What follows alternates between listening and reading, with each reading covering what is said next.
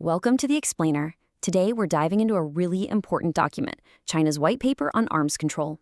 We're going to break down its official take on the new strategic frontiers that are pretty much reshaping our entire world: space, cyberspace, and of course, AI. Okay, so first up, let's talk about a place that's always fascinated us: outer space. The document doesn't just see it as a frontier for exploration. No, it frames it as a realm that's absolutely vital to the security and prosperity of every single nation. Next, we've got the digital world that connects all of us. The paper presents cyberspace as this common ground for human activity, but, and this is a big but, it's a space that's facing more and more threats as global tensions rise. And finally, the technology that is just lighting a fire under military transformation: artificial intelligence. I mean, this stuff is profoundly changing, not just how we live, but how future conflicts could be fought. It's a real game changer. And that brings us to the central question the document really poses. Are these amazing new fields destined to become the next battlegrounds? Or can we actually establish some new rules of the road to guide them peacefully?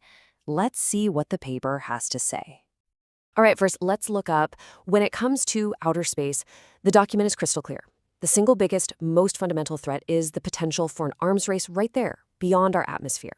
So here's the bottom line. The paper says the core problem is putting weapons in space, plain and simple. And it proposes a very specific diplomatic solution. The big idea is a legally binding treaty, and they even offer the joint Chinese-Russian draft treaty, the PPWT, as a kind of starting point for a UN-led framework.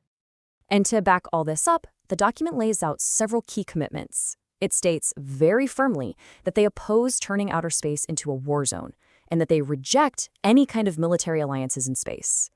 Instead, the call is for transparency, promoting peaceful uses, and putting the UN right at the center of the whole thing.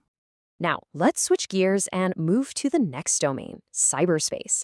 The paper describes it as this common space for all of humanity, but, it's one that's facing increasing risks of confrontation and even militarization. So, the core principle China is pushing to manage all these risks is something called cyber sovereignty.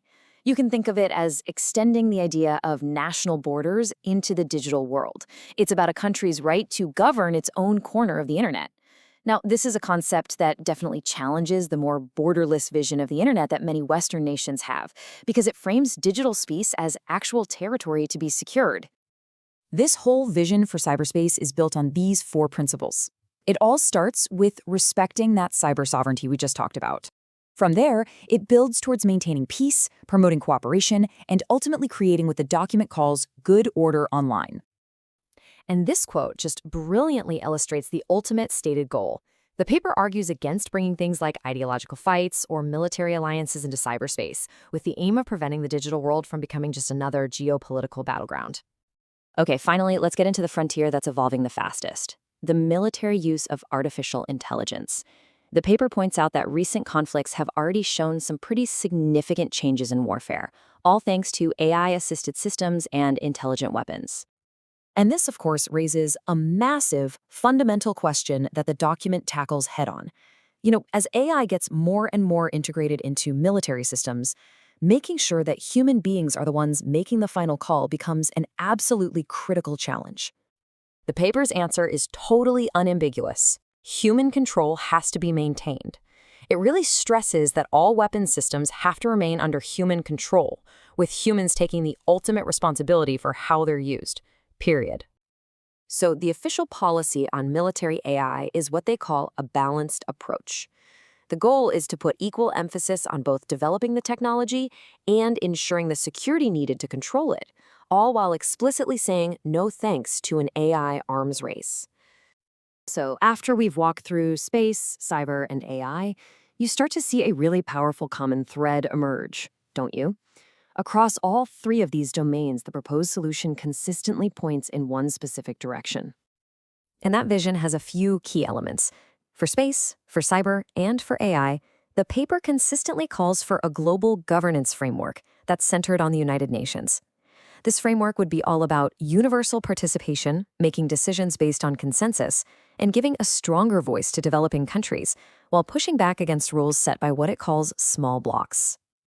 And this leaves us with a final and pretty provocative thought. The document lays out this comprehensive vision for how to govern these new frontiers, but the critical question remains, can diplomacy actually keep up with the relentless speed of technology? That is the challenge ahead. Thank you for joining this explainer.